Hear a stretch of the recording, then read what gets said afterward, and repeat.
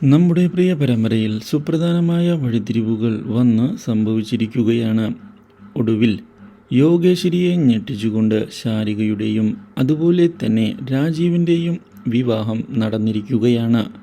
ഇതോടെ പ്രശ്നങ്ങൾ കൂടുതൽ രൂക്ഷമാകുന്നു.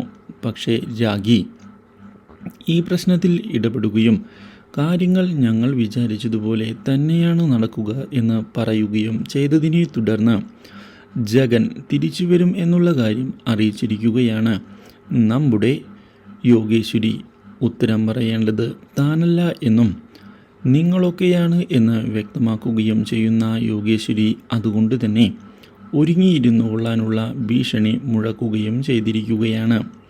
അപ്രതീക്ഷിതമായ ഈ സംഭവങ്ങൾ ഞെട്ടിച്ചു കളഞ്ഞതിനെ തുടർന്ന് കാര്യങ്ങൾ കൈവിട്ടു പോകുമോ എന്നുള്ള ഭയം ഉണ്ടായിരിക്കുകയാണ് ശാരികയ്ക്ക്.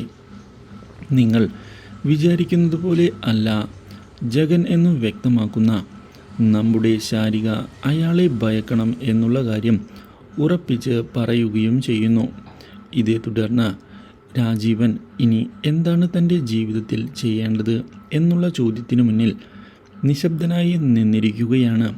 ശാരികയെ രാഗിയെപ്പോലെ സ്നേഹിക്കാൻ തനിക്ക് സാധിക്കുകയില്ല എന്നുള്ള കാര്യം ഉറപ്പിച്ച് പറയുകയും ചെയ്യുന്നു. Do like, share and subscribe.